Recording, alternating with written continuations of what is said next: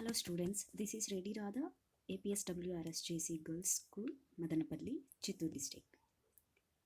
October సిలబస్లో మనం third week session చేస్తున్నాము. ఇన్ ఎంఎస్ వర్డ్లో ఇవాళ మనము పేజ్ లేఅవుట్ గురించి తెలుసుకుందాం. సో పేజ్ లేఅవుట్లో ఏమేమి ఉంటాయి? ఇండెక్స్, పేజ్ లేఅవుట్లో page setup, margins, how to view page margin, orientation, size and columns, break and line numbers, hypertension, page background, watermark, page colors and borders, paragraph, and last endnote. So first, page layout. The page layout tab contains following options. So ఏంటంటే page లేఅవుట్లో మనకి ఏమేమి options ఉంటాయి? Themes, page setup, page background, paragraph, arranges. So చూడండి, page layout అంటే ఇప్పుడు MS వర్డ్లో page layout ఇది చాలా interesting topic and easy topic. మనము ఈ పేజ్ లేఅవుట్ని ఎందుకు యూస్ చేస్తాము? మీరు ఏదైనా కూడా ఫస్ట్ నోట్బుక్లో రాస్తున్నప్పుడు బార్డర్స్ వేస్తుంటారు, దాన్ని డెకరేట్ చేస్తారు కదా.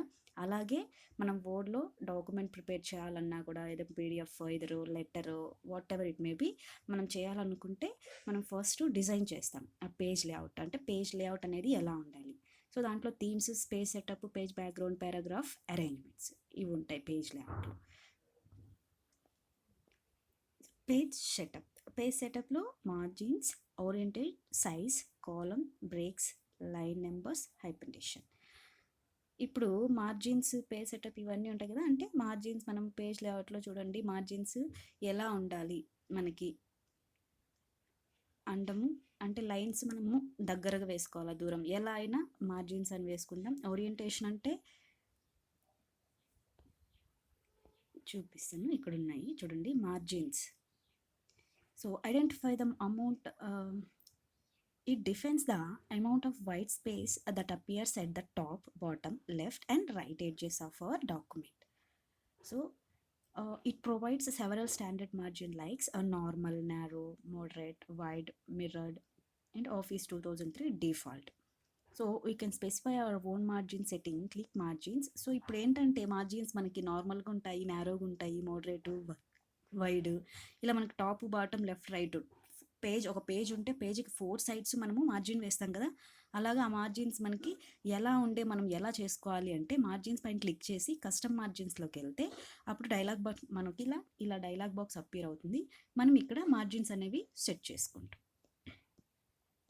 తర్వాత ఆ పేజ్ మార్జిన్స్ సెట్ చేసాం కదా, అది ఎలా వ్యూ చేసుకోవాలి, ముందే మనం ఎలా చేసుకోవాలి అంటే click the Microsoft Office button and then click Windows option, click the advance and then click the show text boundaries, check box under show document content.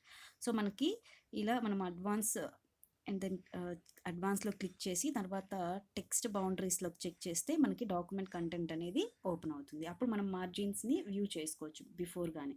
So orientation, ఈ ఓరియంటేషన్ అంటే ఏం లేదండి, మనకి 2 ఆప్షన్స్ ఉంటాయి ఓరియంటేషన్లో. అదేంటంటే portrait, landscape, vertical, horizontal. Page మనకి vertical హార్జెంటల్గా ఉంటాయి కదా, అలాంటిది.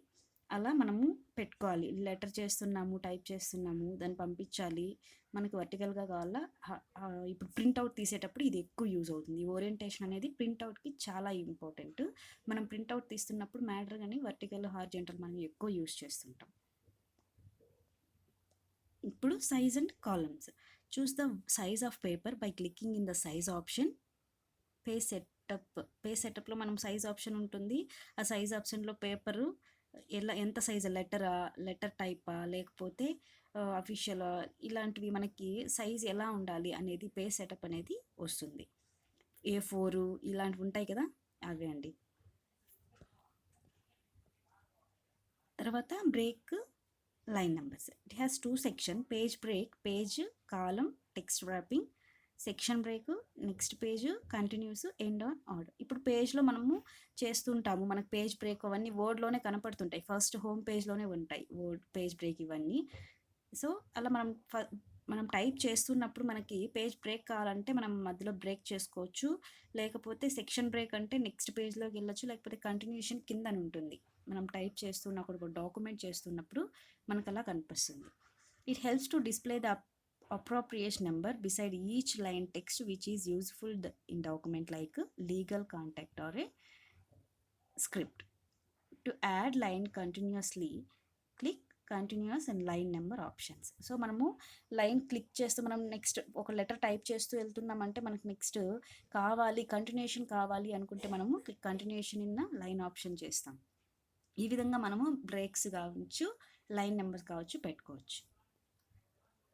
చూడండి hyphenation. It helps to hyphenate the text automatically or manually for the word which is too long to fit at the end of line by inserting optional or non-breaking hyphens. To customize, click on the hyphens option, then tab appears like. So మనకి ఇలా appear అవుతుంది. మనం ఇక్కడ హైపంటేషన్ అనేది ఆటోమేటిక్గా ఎలా పెట్టుకోవాలి అని మనం ఇక్కడ క్లియర్గా చూపిస్తుంది చూడండి పిక్చర్లో. Next page background. So a page background అంటే ఏం లేదు, మనకి ఎలాగుంటుందంటే watermark, page colour, page border ఉంటాయి ఈ పేజ్ బ్యాక్గ్రౌండ్లో.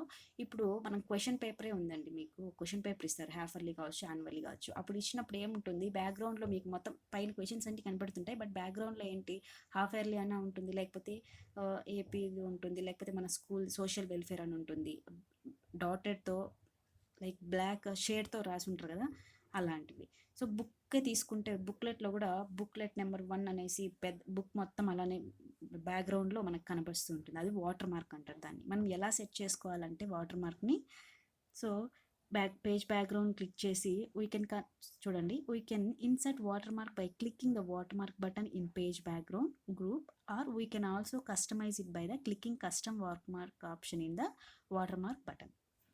సో మనం watermark button option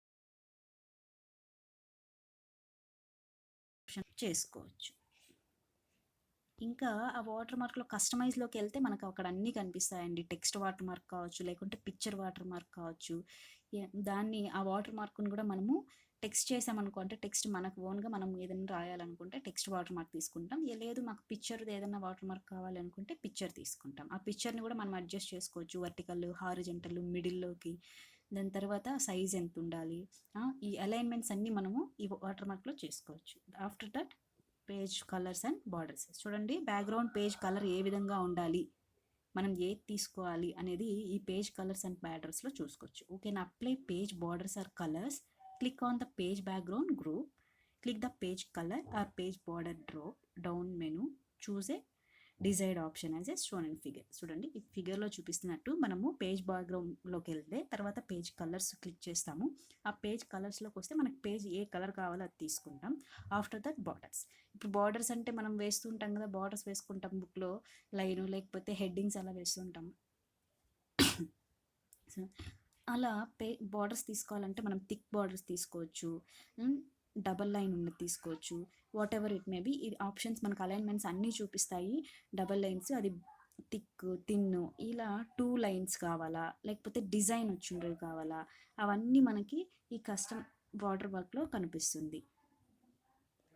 next paragraph.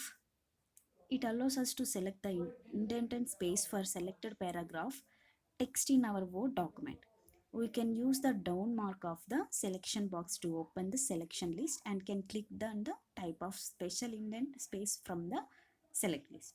Paragraph ఏంటంటే మనం వర్డ్లో మనం అన్ని నేర్చుకున్నామండి హోమ్ పేజ్లో పారాగ్రాఫ్. సో అలానే ఇక్కడ కూడా కొంచెం డిఫరెంట్ ఉంటుంది అంతే, మిగతా ఏముండదు.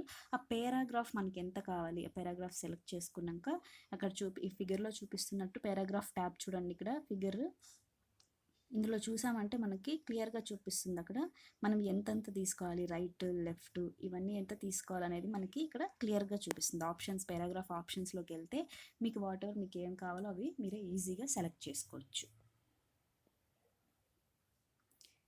ఇది మనము పేజ్ బ్రాండ్లో చూస్తున్నాం. మనం ఇంతవరకు చూసింది పేజ్ సెటప్.